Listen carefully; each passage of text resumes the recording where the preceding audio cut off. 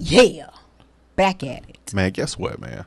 What we got? I want to see this. This looks like it's. I'm trying to get. Is this for real? What's this? Of course, it's not for real, baby. But I'm sure it's like a enactment or movie. Yeah, enactment. Okay. So this is a rich man trapped in year 1850, where black people are still slaves. So a rich man. So what I'm saying. Let's see.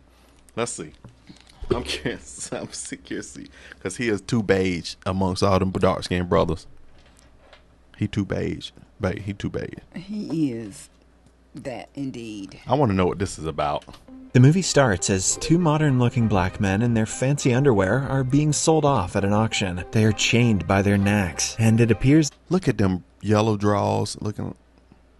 Oh my goodness. As if the place is a slave market. Following this, the movie goes back into a flashback where it all started. It revolves around two estranged half-brothers, Regis and Joel Grosdesier, from the West Indies, who lead completely different lives. Joel is a monoracial black man fresh out of prison after serving time for stealing an old woman's purse. Currently, he lives with his mother and his 9-year-old daughter. He is serially unemployed and blames racism for all his woes, especially his joblessness. However, he is never seriously tried to find work. On the other hand, Regis is a biracial man. He is married to a white woman and has a 9-year-old daughter with her. He lives in an affluent town and is well integrated into the upper class society. Regis is employed at the local town hall and works as an assistant to the mayor. One day, Regis receives a call from his uncle, informing him that his father is dying, and it is the old man's final wish to meet all his children. However, Regis pays no regard to his deadbeat father, as he was not around when Regis was a child. He then proceeds to have dinner with his family, but his crazy wife... I'm just trying to figure out what's going on with his hair.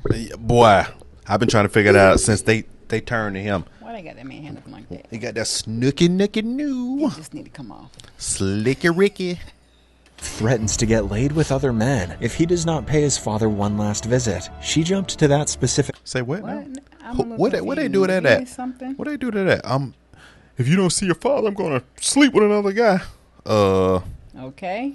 Obviously you ain't it, cause where'd that come from? You gonna sleep with somebody that easy? If you don't take it to trash, I'm sleeping with another guy. I hate you. If you don't put gas in the car, I'm sleeping with another guy. I'll say next. You don't pick up those croutons, I'm sleeping with another guy. Threat awfully quickly. Left with no choice, he reluctantly agrees. The next day, Regis takes a flight to his hometown where his father resides. At the airport, he runs into Joel, who has also come to see their father. The brothers, who have been out of contact for more than a decade, put their differences aside and hire a taxi together. They catch up in the taxi on the way to their father's home. Regis tells Joel everything about his successful life, while the latter lies to cover up his failures out of embarrassment. Upon reaching their father... Obviously, they got two different mamas and daddies. Home. They are introduced to their aunt and several half-sisters. Turns out that their dad ventured throughout the world and had relations with countless women. This explains why Joel and Regis have different skin colors. The old man's eyes light up when he sees his only 2 sons before him. Before dying, he tells Regis and Joel that they will inherit a great treasure. This excites the brothers, and they eagerly wait to hear about the treasure. However, to their dismay, all they receive as inheritance is the document of emancipation of their ancestors. This document was handed over to a few slaves by their owners for some extraordinary work or act. Apparently, Regis and Joel's ancestors were granted freedom long before slavery was legally abolished in the West Indies. However, not concerned about the symbolic value of this piece of paper, they scoff at the inheritance. They then derisively tear the paper up under the disapproving eye of their late father's sister. Wow. As expected, this enrages the old woman, so she decides to teach the brats a lesson. She casts a voodoo spell on them and sends them back to the 17th century, where slavery is still prevalent. In the next scene, when Regis and Joel wake up, they find themselves stripped down to their designer underwear in an open field. As the two wonder about what happened, a couple of terrified black people run past them. Just then, 2 slave hunters also arrive and capture the Grosdesier brothers. They are then taken to a slave market and sold to Monsieur Jourdain, a landowner. Jourdain entrusts Joel to the farms, where he will work under the care of Henri, Rosalie, a brutal and deeply racist foreman, while Regis is sent to the kitchens of the residence. Soon, the half-brothers discover that they have actually time-traveled to 1780, when slavery was still a thing. The next day, the slaves are forced to listen to a priest who reads them a fake Bible about how black people should obey the whites. But since the Grosdesier brothers are the only ones besides the whites who can read, they refuse to agree with the contents. Regis even surprises the priest by reading him a line from the book. Later in the day, Joel shows up late to the field and gets hit by Henri. Fed up with Henri's torture and behavior, Joel makes a run for it to escape the farm, but ends up hitting his head on a pole and knocking him. Is this real? I mean, I know it's not, but come on. Come on. Okay. Himself out. Due to his actions, he is scourged in front of everyone. That night, Regis is called to Monsieur Jourdain's office, where his ability to read is acknowledged. Jourdain praises him for being a smart slave, and gives him the privilege to control the other slaves with Henri. In the meantime, Joel is getting his wounds treated by a female slave, Rosalie. It has been only 5 minutes since they've met, but Joel has already started liking her. At an opportune moment, he leans in for a kiss.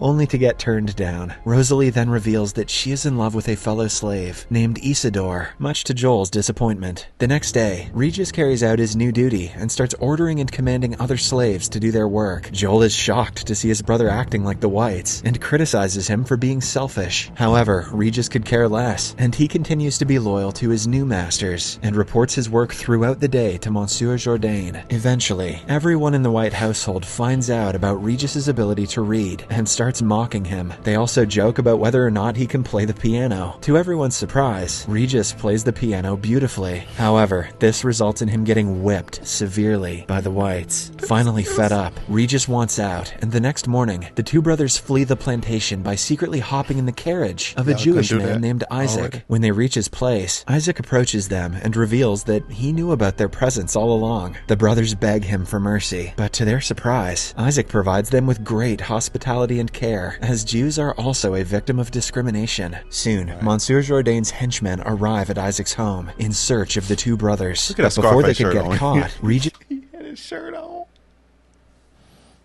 and Joel bid Isaac farewell and flee through the back door. They make their way to the shoreline, where they take an abandoned boat and set out into the ocean. Ironically, they cross paths with a ship that is used to transport slaves to auctions and are caught and imprisoned. At last, the Grosdesier brothers end up in the same slave market, where they are bought by Jourdain's henchmen. Fortunately, on the way back to the plantation, the brothers are saved by an African tribe who call themselves the Maroons. Here, it is revealed that the people of the tribe were all slaves once, before they fled from their owners. The two are welcomed into the tribe, and they began to chant with the tribe leader. However, Regis, who himself is married to a white girl, refuses to chant when the Maroons talk about killing the whites. This enrages the tribe, and they quickly turn on the brothers. But fortunately, Regis and Joel manage to outrun the tribe and reach safety. The next day, the two find themselves in an unknown place, where they see their aunt, who cast a spell on them. The brothers soon realize that it was she who was responsible for sending them back in time. They plead with her to remove the spell, and mention that they will do anything for it. Initially, the old woman refuses, but when the brothers keep pleading, she gives them a hint. She tells them that the only way for them to get back to the present is to reach the plantation again and reunite their ancestors, Isidore and Rosalie. She also tells them to rectify the error without elaborating any further. She's probably referring to Joel trying to make out with his great-great-grandmother. Before disappearing, the woman leaves behind her special pipe and instructs the brothers to smoke it when they have successfully completed their mission. As the two are brainstorming ways to tackle the situation, Joel suddenly remembers seeing what seemed like Isidore having oral intercourse with another man. He also recorded a I don't see my face. And I didn't even realize. I was looking like that until I felt it. I was like, okay. Wow, that was like totally unexpected. Whoa, okay. video of the incident on his phone and shows it to Regis. Questionable move, Joel. The two brothers then become... It did look like that, though. convinced that Isidore is homosexual, and they mistakenly believe that this is the error that they are supposed to fix. In the next scene, Joel and Regis return back to the plantation. They try to negotiate with Monsieur Jourdain on their punishment, but it doesn't work out for them. Instead, they get branded with a sigil of the plantation. They then return to their huts and begin to plan their course of action. Meanwhile, inside the mansion, the Whites are celebrating the wedding party of Monsieur Jourdain's daughter. Taking this as the perfect distraction, the brothers organize a party of their own for the slaves. They secretly steal a barrel of rum from the distillery to intoxicate and to activate the romance between Isidore and Rosalie. However, their plan hits a roadblock when Regis spots Joel making out with Rosalie due to his infatuation with her. Afterwards, the two brothers improvise and physically help the couple have intercourse as they're asleep. What? What am I watching? This is crazy. What is this? Hell, what couple? He got two people kind of trying to intercourse each other. What is this? This is ridiculous. Did you read the description on this video before Man, there was... This is weird, honey. This is so weird, bro. This is done. They're convinced that their mission there is accomplished. Believing that they can go home whenever they like, the brothers decide to take revenge on the Whites. They then make their way into the mansion, armed, where they humiliate everyone. Joel kisses the daughter. They so thought... Now they ain't gonna be able to smoke the pipe. Something gonna happen. They're gonna be stuck there. No, because they already smoked it, so they thought that they good now. Monsieur Jourdain, whereas Regis starts damaging furniture and even slaps a white man. All of a sudden, Henri barges into the room with a gun and threatens the brothers. Still, Regis and Joel show no sign of fear and proceed to use the pipe. Unfortunately, when they smoke it, nothing happens. It appears as if the magical pipe given by the old lady was replaced with an ordinary one. As a result of their deeds, they are locked in a cage and are condemned to execution the next day. That night, the brothers get emotional and start contemplating their life choices. Regis talks about his failing marriage, while Joel confesses that he is broke and jobless. After a few hours, as the brothers are still sympathizing with each other, Henri arrives and takes them out to the field where they are supposed to be hanged. However, right before the execution, Monsieur Jourdain's son, Victor, runs off into the forest as he cannot bear watching the sight. Rosalie chases after him and soon finds out that he has fallen into the nearby river. All members of the family panic and run to the scene. However, Isidore takes advantage of the uproar and saves the brothers, knocking out Henri in the process. He then orders them to run for their lives, to which they oblige. As the brothers flee, they come across Victor, who is being swept by the stream. Without a second thought, the two jump into the dangerous river, but to Regis's surprise, Joel cannot swim.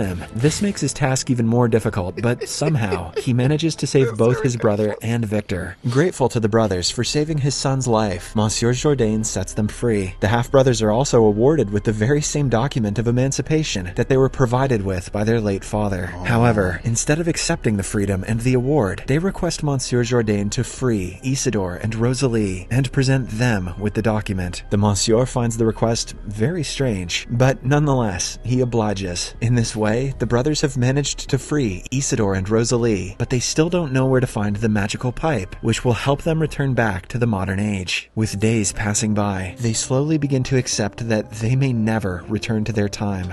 Look, we both into this now, like... I know, like, okay, how they gonna get home? What they gonna do?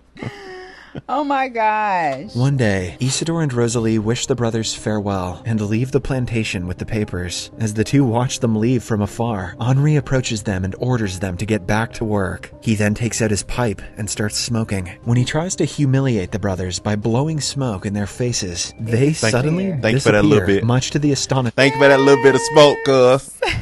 Of Henri. This indicates that Henri was the one who stole the pipe from them. In the next scene, the brothers return back to the present, where they see their aunt beside them. When they see her holding the original document in her hand, Regis and Joel become relieved. Several months pass by. Joel finds a regular job on a construction site, where he still complains about his minimum wage, and that it has to do with him being black. Meanwhile, Regis returns to his work at the town hall. One day, as he is about to leave his office, he greets the mayor, who passes a racist joke. Regis, being no longer the person he once was, decides to stand up to the mayor before storming off. The scene then cuts to Regis and his wife, along with Joel and his mother, chatting in Regis's living room. The two agree that the adventure they had brought them closer as a family, but an argument between their respective daughters leads to the tearing of the document of emancipation. The movie ends as the two brothers run towards their daughters in panic. Subscribe for more videos like Oh, this, my turn on God. notifications, and leave a like to help the Okay. Ridiculous.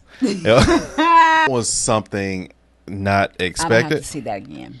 Anything like that. I didn't know. I don't know what to say from seeing that. Well, 'cause what's the moral of the story? There was supposed to be some type of lesson in that. Yeah, the moral of the story is don't tear up your Emancipation Proclamation papers. No value, gratitude, be grateful. No. The moral of the story is thank you, God.